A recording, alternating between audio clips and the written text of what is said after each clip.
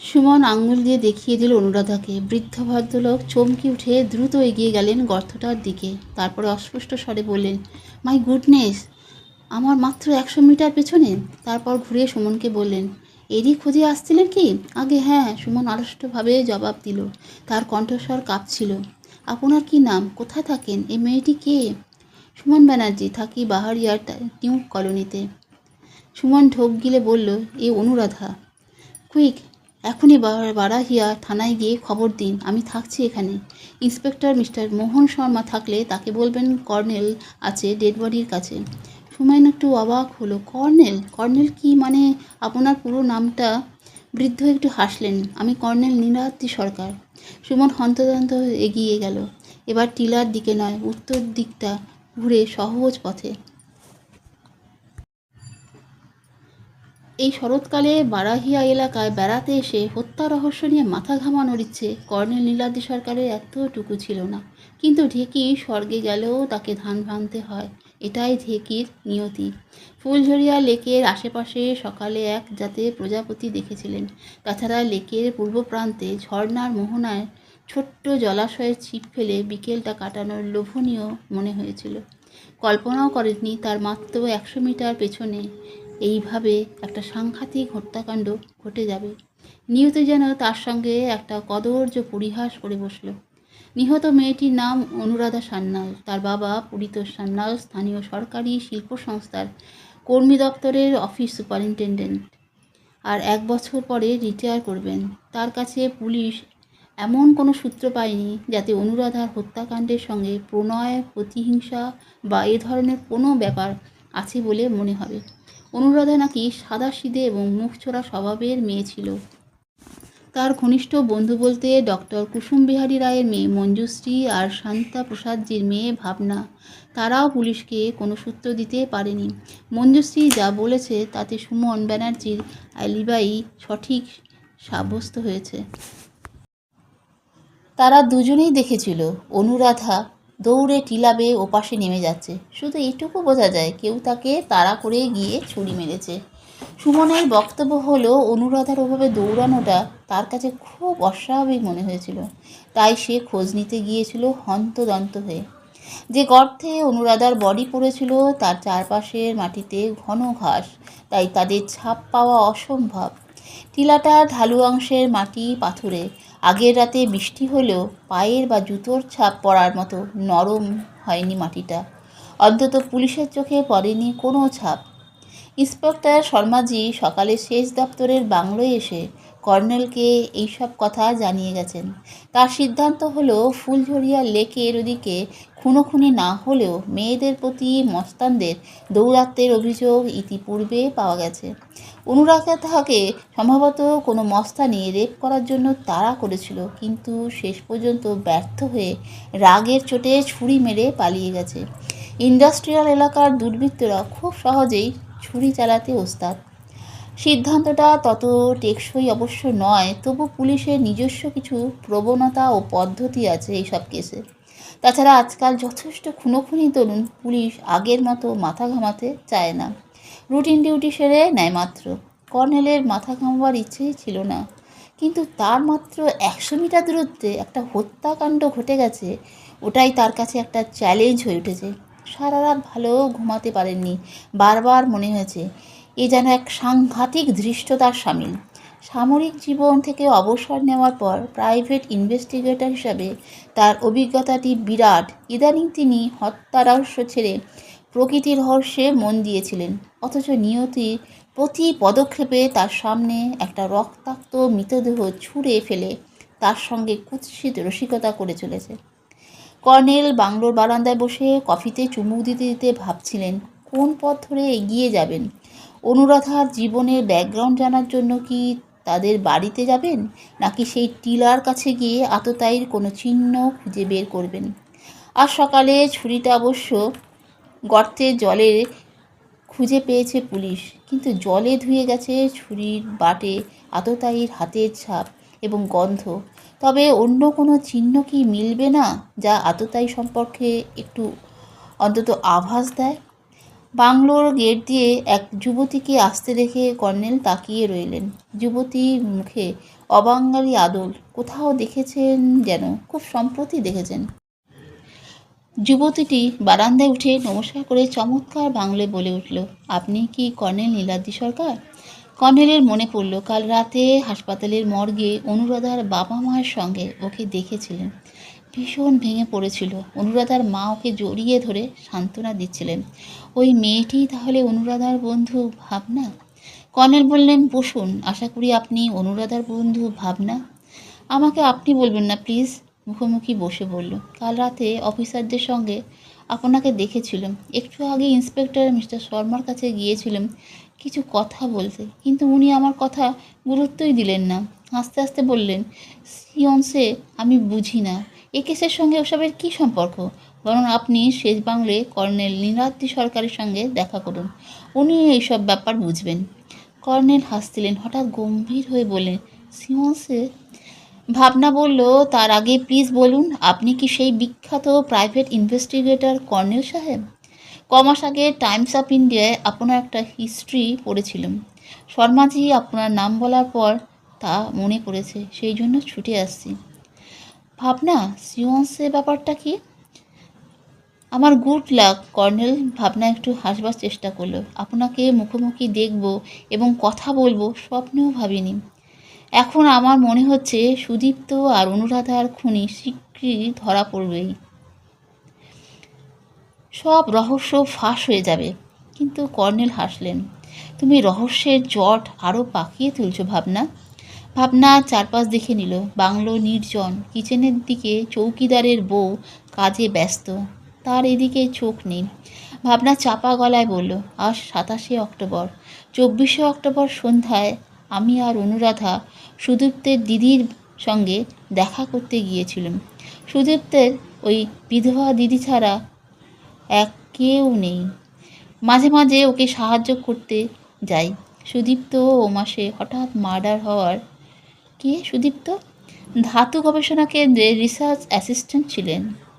21শে September সকালে ওর dead body পাওয়া যায় পোড়া খনি এলাকায়। পুলিশ এ পর্যন্ত কোনো কিনারা করতে পারেনি সে কেসে। তোমাদের সঙ্গে আলাপ ছিল তার? হ্যাঁ, অনুরাধার সঙ্গে সুদীপ্তের গোপন সম্পর্ক ছিল, সেটা শুধু আমিই জানতুম। অনুরাধার সঙ্গে ওর বিয়েও হয়ে যেত এতদিনে। তারপর? সুদীপ্তের দিদি বিশাখাদির সঙ্গে দেখা করে সাইকেল রিক্সায় ফিরে এসেছিলাম। পার্বতীতলার মোড়ে রিক্সা ছেড়ে ভাবলুম বাকি রাস্তা হেঁটে যাব। হাঁটতে আমার ভালো লাগে। তখন অবশ্য রাত 10টা বেজে গেছে।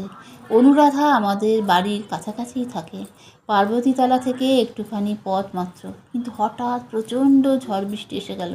তখন দৌড়ে মঞ্জুশ্রীদের বাড়ি ঢুকলাম। মঞ্জুশ্রী মানে? বুঝতে পেরেছি, বলো। মঞ্জুশ্রীর পিস্তুত দাদা অরুণেন্দুর সঙ্গে আলাপ হলো ওদের বাড়িতে। সে সিয়ন্সের আসর করতে চাইল। ব্যাপারটা আমারও জানার আগ্রহ ছিল। ওদের ডাইনিং টেবিলে আসর বসানো হলো। অরুণেন্দু কেন জানি অনুরাধাকেই মিডিয়াম হতে রাজি করালো। আমাকে অবাক করে অনুরাধা রাজি হয়ে গেল। সিয়ন্সের আসর কিভাবে হয় জানতুম না, অরুণেন্দু বুঝিয়ে দিল। ভাবনার সে রাতের ব্যাপারটা বর্ণনা করলে কর্নেল বললেন, অনুরাধা সুদীপ্তের নাম লিখেছিল? লিখেছিল মানে সুদীপ্তের আত্মা ভর করেছিল ওর মধ্যে, সেই লিখেছিল। আর কি লিখেছিল? অরুণেন্দু প্রশ্ন লিখছিল আর সুদীপ্তের আত্মা তার জবাব লিখছিল। একটু পরে হঠাৎ অনুরাধা অজ্ঞান হয়ে গেল। আসর ভেঙে গেল। কী লিখেছিল ওরা আর দেখিনি। কাগজটা অরুণেন্দুর হাতেই ছিল। সে একটু পরে ওটা ওর মামা ডাক্তার রায়কে দিল। উনি রেখে দিলেন কাগজটা। কাগজটা তাহলে তুমি দেখোনি? না। বাড়ি ফেরার পর কোনো সময় অনুরাধাকে জিজ্ঞাসা করে উনি কিছু করেছিলাম। ও বলেছিল কিছু জানে না, কি লিখেছিল ওর মনে নেই। সুদীপ্তের মৃত্যুর পর অনুরাধা ওর সম্পর্কে এমন কিছু কি বলেছিল তোমাকে, যাতে তোমার ধারণা হয়েছিল যে সে কিছু জানতো? ভাবনা একটু ভেবে বলল, না তো। এমনকি কাকে ওর সন্দেহ হয় তাও বলেনি। কিন্তু কিন্তু কিন্তু এখন মনে হচ্ছে অনুরাধা হয়তো কিছু জানতো, আমাকে বলেনি। কেন মনে হচ্ছে? কাল দুপুরে অনুরাধা আমাকে ফোন করে বলেছিল বিকেলে ফুলঝরিয়া লেকে বেড়াতে যাবে। আমি ওর সঙ্গে যাব কি না। আমি বললাম গাড়ি ছাড়া যাওয়া উচিত নয়, কিন্তু বাবাকে গাড়ির কথা বললে উনি কোথায় যাচ্ছি জিজ্ঞেস করবেন। ফুলঝরিয়ার নাম শুনলে কিছুতেই যেতে দেবেন না। ট্যাক্সি করে যাওয়া যায়, কিন্তু ফেরার সময় ট্যাক্সি পাবো না, রিক্সাও পাবো না, হাঁটতে হবে। তাই ওকে বারণ করলাম। অনুরাধা ঠিক আছে বলে ফোন ছেড়ে দিল। তো ওদের বাড়ি আমাদের বাড়ির কাছাকাছি। কিছুক্ষণ পরে ওদের বাড়ি গিয়ে শুনল ও এইমাত্র বেরিয়ে গেছে। আমি ভাবতেই ও একা ফুলঝুরিয়া চলে গেছে। কিন্তু এখন অবাক লাগছে, কেন ফুলঝুরিয়া যেতে চেয়েছিল অনুরাধা?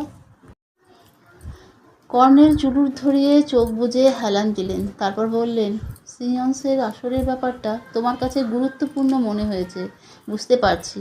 কেন তা তুমি ওই ব্যাপারটাই বলতে গিয়েছিলে শর্মাজির কাছে, অথচ তুমি বলছো সুদীপ্তের আত্মাই অনুরাধার শরীরে ভর করেছিল। আমি ঠিক বুঝতে পারছি না কর্নেল। একবার মনে হচ্ছে অনুরাধা ইচ্ছে করেই দুষ্টুমি করেছিল, আবার মনে হচ্ছে তাহলে ও হঠাৎ অজ্ঞান হয়ে গেল কেন? অথচ খালি সন্দেহ হচ্ছে ওর খুন হয়ে যাওয়ার পেছনে যেন সিয়ন্সের ব্যাপারটা ওর কোনো যোগাযোগ আছে। কী যোগাযোগ থাকতে পারে ভাবছ? এক হতে পারে অনুরাধার হাত দিয়ে সুদীপ্তের আত্মা এমন কিছু লিখেছিল যা তার খুনিকে ধরিয়ে দেবে, আর এক হতে পারে অনুরাধা দুষ্টুমি করে, তার মানে অভিনয় করে আসরের কাউকে কোনো হিন্টস দিতে চাইছিল। অর্থাৎ সে জানতো কে খুন করেছে সুদীপ্তকে। ধরুন তাই, তাহলে তো বলতে হয় খুনি ওই আসরেই উপস্থিত ছিল। ভাবনা চমকে উঠল। আসরে তো ছিল সুমন ব্যানার্জি, অরুণেন্দু, মঞ্জুশ্রী আর আমি।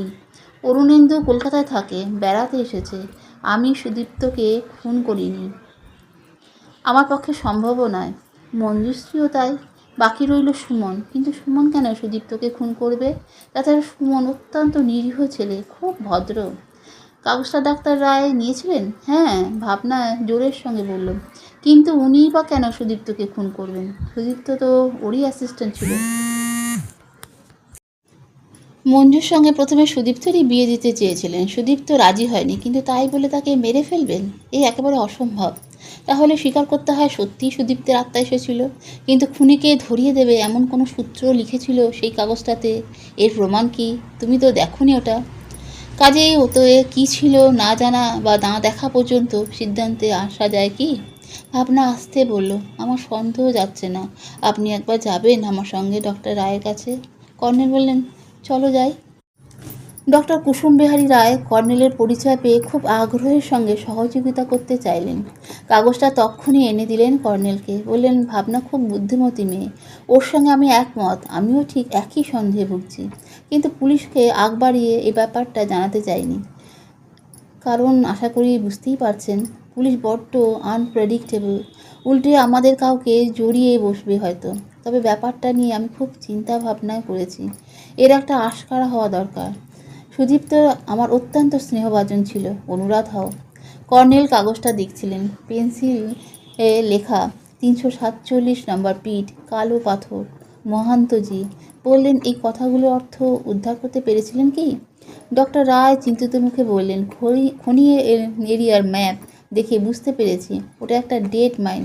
জায়গাটা 8 কিলোমিটার দূরে। ফুলঝরিয়া লেকের পশ্চিম দিক দিয়ে যে হাইওয়ে গেছে সেই রাস্তায় ডেড মাইন এলাকায় যাওয়া যায়। সবই অ্যাবান্ডান্ট মাইন। মুখ সিল করা আছে, দেখাচ্ছি আপনাকে। বলে উনি ভেতরের ঘর থেকে একটা ম্যাপ নিয়ে এলেন। সেটা টেবিলে ছড়িয়ে এলাকাটা দেখিয়ে দিলেন। এই হলো পিট নাম্বার 347। এই দেখুন, লেখাই আছে। মুখটা পাথর আর কংক্রিটের চামড়া দিয়ে সিল করা আছে। এটা ছিল অভ্রের খনি। কর্নেল বললেন, আর কালো পাথর? কালো পাথর তো বারাহিয়া ব্লকের সর্বত্র ছড়িয়ে আছে। এর অর্থ কি বুঝতে পারিনি। মহান্তজি? ডক্টর রায় বলার আগে ভাবনা বলে উঠল, কেন, পার্বতী মন্দিরের মহান্তজি? ডক্টর রায় বললেন, হ্যাঁ, মন্দিরের সেবায়েত উনি ছাড়া আর এই এরিয়ায় তো কোনো মহান্তজি নেই। কিন্তু মহান্তজি তো বুড়ো মানুষ, মন্দিরেই থাকেন প্রায় সারাক্ষণ। ওর নাম কেন লিখল? অনুরাধা লিখুক অথবা সুদীপ্তর আত্মাই লিখুক, কিছুতেই মাথায় আসছে না। আপনার ভাগ্নে অরুণেন্দু আছেন কি? মঞ্জুশ্রী বলল, অরুদা একটু আগে বেরিয়েছে, কোথাও গেছে বলে যায়নি। ডক্টর রায় একটু হাসলেন। ওর ওই অভ্যাস, টোটো করে ঘুরে বেড়ানো। এখানে এসে এক দণ্ডও ঘরে বসে থাকতে চায় না, ভূত প্রেতের খোঁজেই হয়তো ঘুরে বেড়ায়।